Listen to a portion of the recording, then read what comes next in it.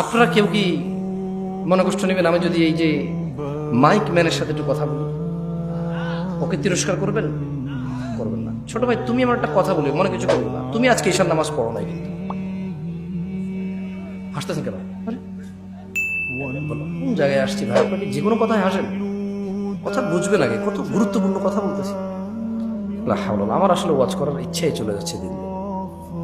তুমি তো আজকে ঈশার নামাজ পড়ো নাই, হাসির কি হলো? ও পড়ে নাই নামাজ, মানে হাসির কি আছে? এটা আমি বুঝতে পারছি ও পড়ে নাই। এবার ওকে দিয়ে বলি, প্যান্ডেলওয়ালা আছে এই জায়গায়? প্যান্ডেলওয়ালা আছে? আজকে তোমাদের ভলান্টিয়ার কতজন? সবাইকে ডাকো। ওখান থেকে আমি মিনিমাম ছেলে পেলেকে বাইরে বোঝার এসে নামাজ পড়ে নি, সব বাইরে আছে না?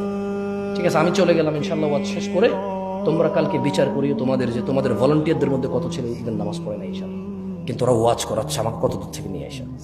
ওদের কথা হচ্ছে সারা বাংলাদেশের, সারা শিবগঞ্জকে হিদায়ত করে দেবে। তাহলে কোনো মানুষের খারাপ করবে না, সব খারাপ আমাদের।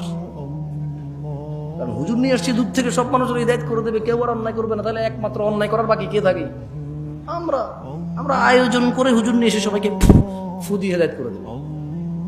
ফু দিয়ে হেদায়ত হয় না? ফু দিলে হেদায়ত হয়? হেদায়ত কে দেয়?